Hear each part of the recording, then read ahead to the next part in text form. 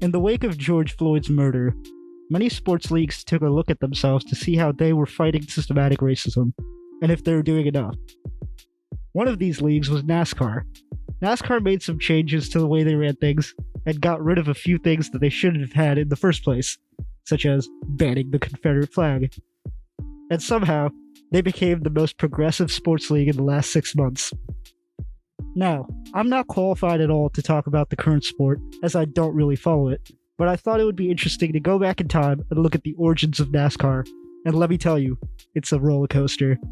Hello, I'm Moof, I'm Eli. And I'm Rachel. and welcome to the next edition of When the Lights Go Out.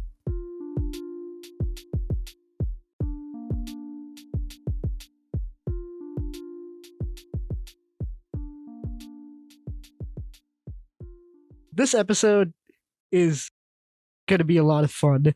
My first question to you two are, do you guys like crime novels or crime shows? What does that have to do with NASCAR? What? You're about to find out. Oh my God. This is a roller coaster. let me Crime tell you. novels yeah, I like crime shows. What's your favorite crime novel or show? crime? I don't have a favorite crime novel. How if- about you, I Rachel? can't even think of a crime novel. I mean, Let me I used tell to you about really mine. like NCIS back in the day.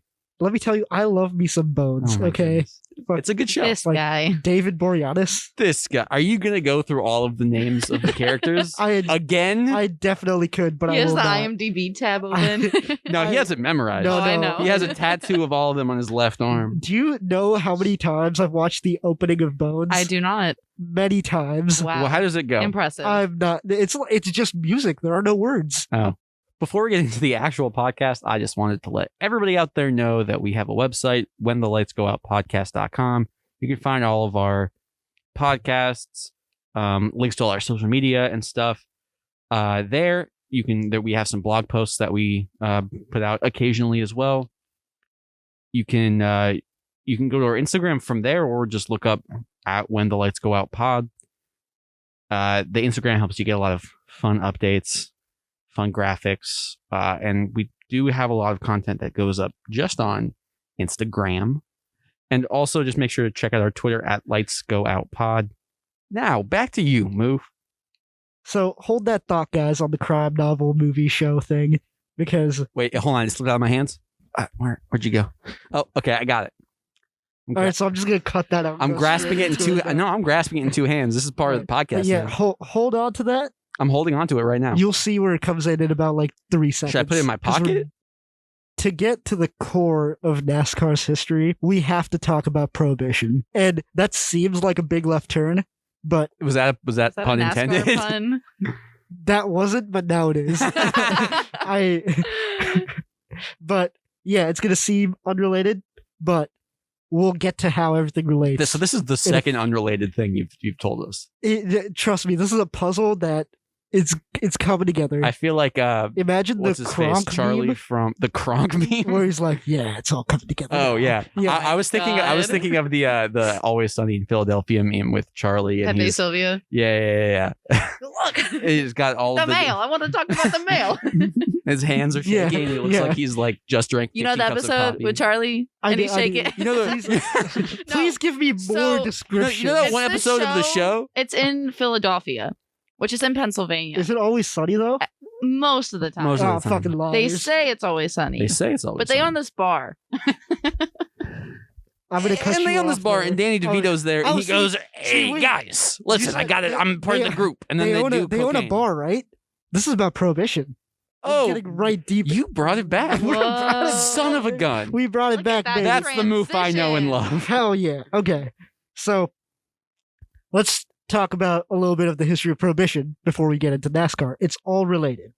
Originally, there were things called temperance societies. Temperance societies in the 1820s and the 30s were a sort of wave of religiousness that was felt throughout the US. Many of these religious movements called towards the movement of temperance, which is an abstinence from alcohol.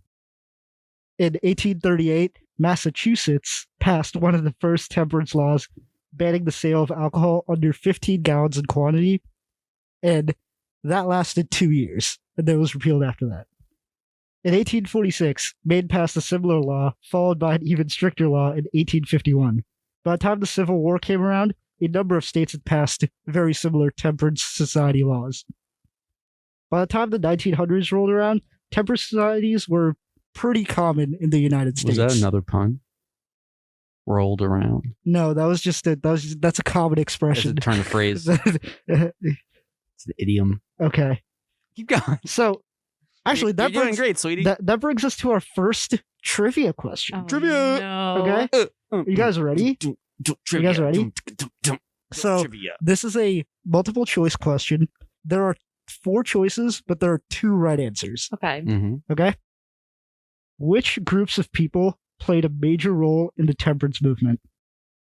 A. Medical professionals. B. Military officials. C. Women. And D. Factory owners. I have an idea. Okay. It's tough. I think I know one for sure. Okay. What was the first one? Medical professionals. Medical professionals, military officials, women, and factory owners. Okay, I think I have my 2. Do you have yours? Because I want to explain mine. I think I have one. Okay. I'll lock in 2. You'll lock in? Okay. I'm going to go with C and D. Okay. So that's women and factory owners. The factory owners for me is the one that made the most sense, at least in my mind, because if you basically, they don't want their like workers to be any amount of intoxicated because then they have to like pay for that, like people like dying and stuff. Ever seen The Monkey's Paw, that movie? I have no idea what I you're don't know talking what about. that is. It's not really relevant, but basically it's about a factory worker that like falls into like a rotating thing and gets like chopped up, and then his family has like a magic monkey paw and they wish him back, but he's like still chopped up, and so he's a monster. Nothing to do with NASCAR. What? But Why do you think it's women? well, I was thinking about it and I thought maybe I felt like doctors is too like on the nose. Yeah. So I think that was like, I think you were tricking us with that one. And I also think you were tricking us with military because I feel like that one was too on the nose as well. Okay. And What I think because there was also a big movement at that time to get women the right to vote. Mhm. And, women's suffrage was big. And I think that makes sense timeline wise. So that's Mhm. why I said that. I agree with the factory workers. I'm going to say that, but I'm kind of leaning towards, what was it? Was it medical officials? Was that? Medical professionals and military officials were the other 2. I'm leaning towards medical professionals. I don't know. I feel like in terms of like public health or like concerns like that, they could have played a role with it somehow, but I have no idea. Yeah, that's fair. That's fair. So the 2 correct answers are the one you both got right was factory owners. Yeah. Because that's like what Eli said. Right. They wanted to prevent accidents and Monkey's increase. paw. No. They wanted to prevent accidents and increase worker efficiency. They want to do Right. increase monkey's paws. Okay. And the second right answer, which Eli also got right, was women, because alcohol was seen as a destructive force for families and marriages. Interesting. The only reason, like, why logically I wouldn't say it was medical professionals, because this was not too far past when doctors were prescribing cocaine for stuff. It's a very good point. That is a good point. So, like, yeah. And military officials, that was just something I made up. Yeah. So, now, fast forward to 1917. On April 6th, the U.S. entered World War I. After we entered the war, Woodrow Wilson, who was the president at the time, enacts a temporary prohibition to save grain for food and rations. The same year, Congress proposed the 18th Amendment. This amendment would ban the manufacturing, transportation, and sale of intoxicating liquors. They set the limit for the ratification to 7 years, but considering how slow bureaucracy moves right now, this is going to be a complete surprise. It was to me. It was ratified in 11 months. Wow. Wow. So How many do you know how many states it needed to be ratified at that point? Was that because all the states were there except for Hawaii and Alaska? I think. I believe it was like around. It was in the high 30s. The high 30s still, 37, yeah. Because I mean, it wouldn't be that much different. It was only 48 Yeah, states. yeah, Right. like 37-ish. Yeah. But 11 Yeah, months. Yeah. So No doubt, no doubt. this is your second question. Oh goodness. This is an open discussion one. Okay. Oh. So now we're getting into the NASCAR part of it. Interesting. What's something that if it was banned, you would go the illegal route to get it? If it was banned, For me, like if it started out not being banned, yeah, and then it became illegal. For me, it would be chocolate. Like I have a Oh. thing for Ooh. chocolate. that's a good choice. Wow, I think I would have to go with, of course, Monster Reborn, the Yu-Gi-Oh card that's not allowed in competitions.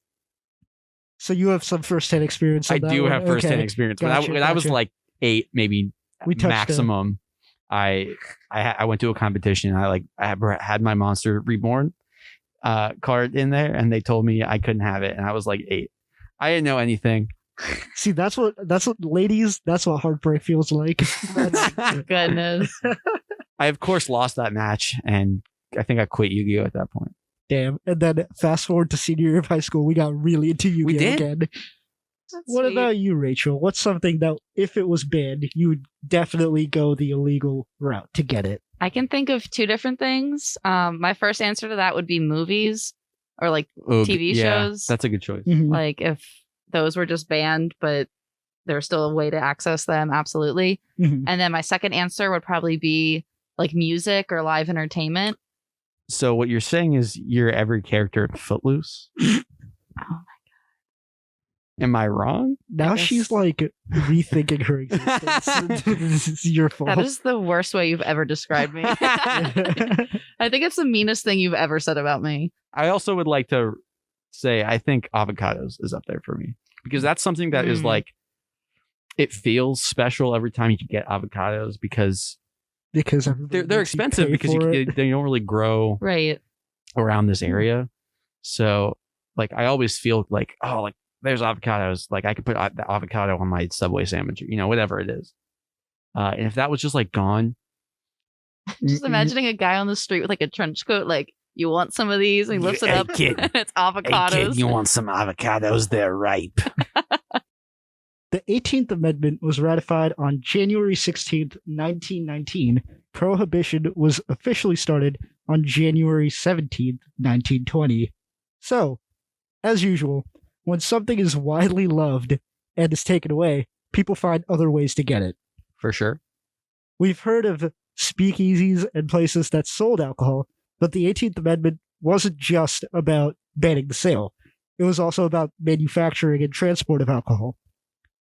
Where were speakeasies getting the liquor they were selling? Oh, I think I know the answer to this, and I think This is not a question. That was rhetorical. okay.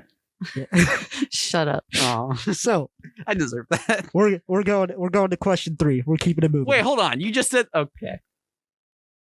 That was a rhetorical question. Now I'm going to tell you the actual question. Eli. Okay.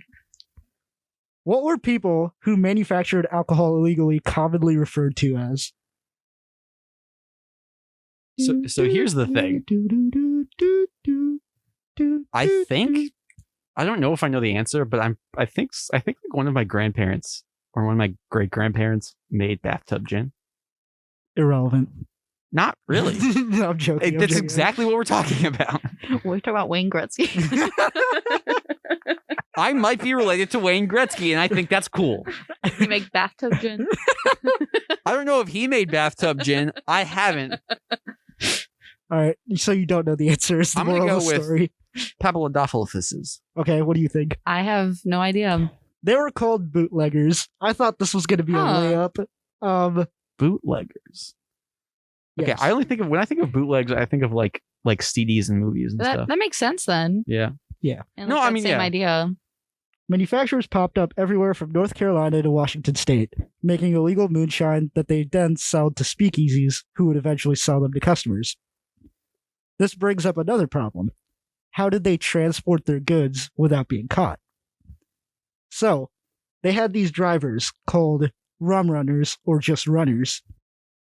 They took regular cars, made a bunch of smart modifications to them, such as they modified the engines for greater speeds. They removed the floorboards and passenger and back seats to store as many cases of liquor as possible. Installed extra suspension springs to handle the weight.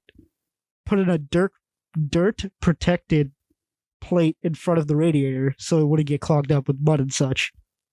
To make the deal even more impressive, runners would often be forced to drive on winding, single-lane dirt or gravel roads with their headlights turned off as an extra precaution to avoid detection. So, runners would buy cars, mod them, and then the police would eventually soup up their cars to match the runners, and then the runners would mod them even more, and then the police would mod their cars more, and it just became essentially an arms race to avoid being caught Yeah. and then catching these runners. That's really badass. That's yeah. I can see now why. yeah. Yeah, how it so all comes cool. together. So even before Prohibition ended in 1933, runners in southern states such as North Carolina, Virginia, Tennessee, Georgia, they would get together and race their soup-up cars. Wow. Bootleggers looked for good mechanics who knew how to make their cars better and faster than the police vehicles, obviously, to stay one step ahead and avoid being caught. But eventually, these mechanics also became the first NASCAR mechanics. Wow. Even after Prohibition ended, this arms race between bootleggers and smugglers continued well into the 1940s. Wow. That's really fascinating. That's Yeah. so cool. Wow. That's like a very badass way of starting Yeah. a sport. So the first real organized stock car race was put together in Daytona, Florida, as a Classic. it was just a promotion. It lost money, but one dude, a mechanic named Bill France, he was just inspired. He had the vision and knew what this could be. Mhm. After working literally 12 years to create a single standard set of rules for the sport and standardizing racetracks and cars and stuff like that, the first official NASCAR race was held again in Daytona, Florida in 1948. The winner was a dude named Red Bryan, a former runner. That's Wow. a lot of information to parse through. But That's like, crazy. So wow, I'm honestly shocked. I have one final question. Okay. So Junior Johnson is a Hall of Fame NASCAR driver. And he was also a former moonshine runner from North Carolina. How many NASCAR circuits did he win in 1955 while also running moonshine at the same time? At Oh the my same time, goodness. He wasn't doing it literally at the same time. Oh, but, yeah.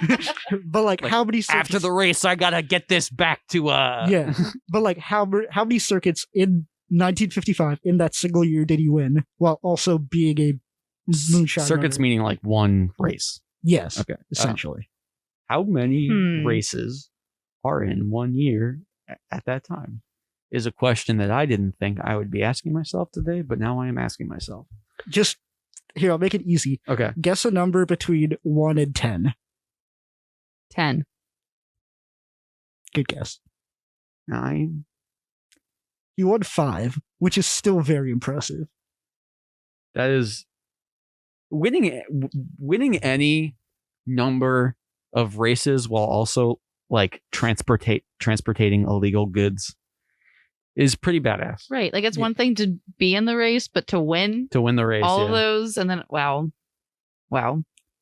So that's pretty much the history of NASCAR. It went from here's this illegal good that's illegal right now, obviously not anymore, but we have to make it and then we have to transport it. And the most impressive thing to me is they would transport this alcohol at night, like I said, on a single lane dirt or gravel mountain winding road with their lights turned off. Mhm.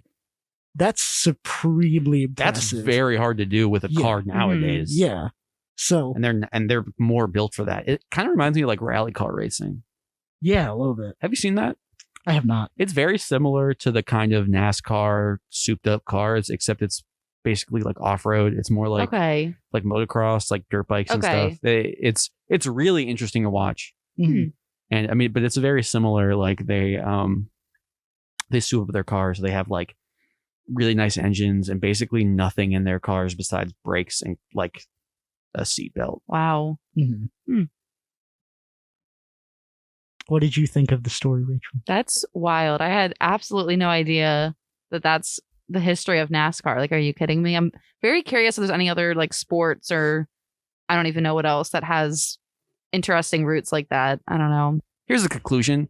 NASCAR is badass. NASCAR is badass. Like that's such a, I mean, the sport today is like pretty interesting watching it with all of the different, there's like technical aspects and like driving is hard. I feel like I didn't appreciate NASCAR when I was younger because I like didn't drive as a 10-year-old, Right. How you But don't I feel drive like as a I would also 10-year-old? look at it and be like, okay, they just drive in a big circle. Like, great. You know what I mean? Yeah. But now, like, I know like it's like hard to drive at very fast.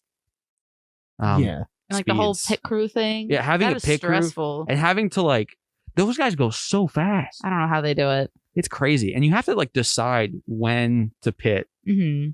because you could be in first and like, you're like, oh, if I pit now, I'm going to the back of the line. But Right. everybody else will. If I pit first, everybody else might pit. But if I pit last, then I'm, fucking myself up for later. So, I mean, yeah, conclusion, NASCAR, badass.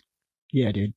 Just Chadi. think about like it came from something that it was just kind of like a big FU to the US. They were Right. like, okay, we want alcohol.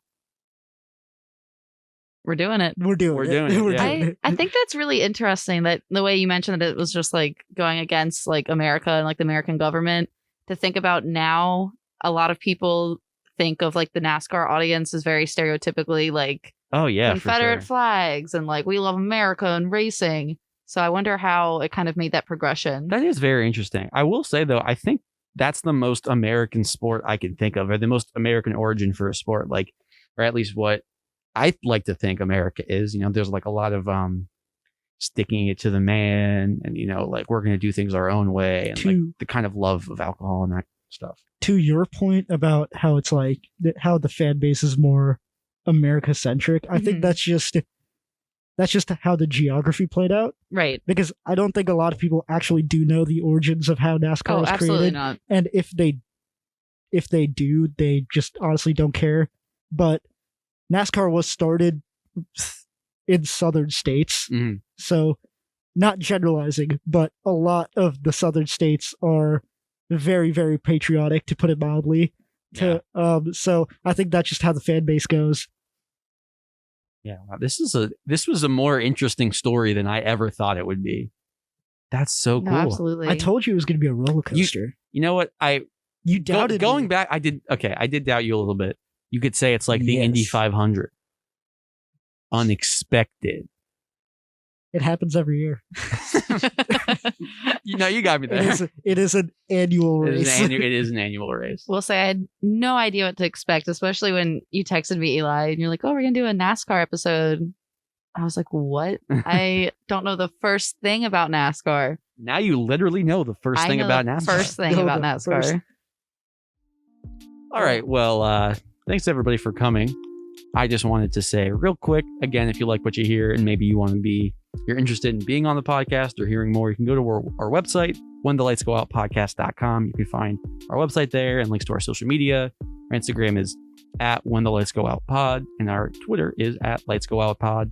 You can DM us or, add us or whatever to let us know if you're enjoying the podcast. If you want to be on the podcast, let us know. Oh, also, make sure to give us reviews on Spotify, on Apple Music. That helps out a lot. Thank you. This has been Moof. This used to be Eli. This is still Rachel. Thanks for listening. See you next time on When the Lights Go Out.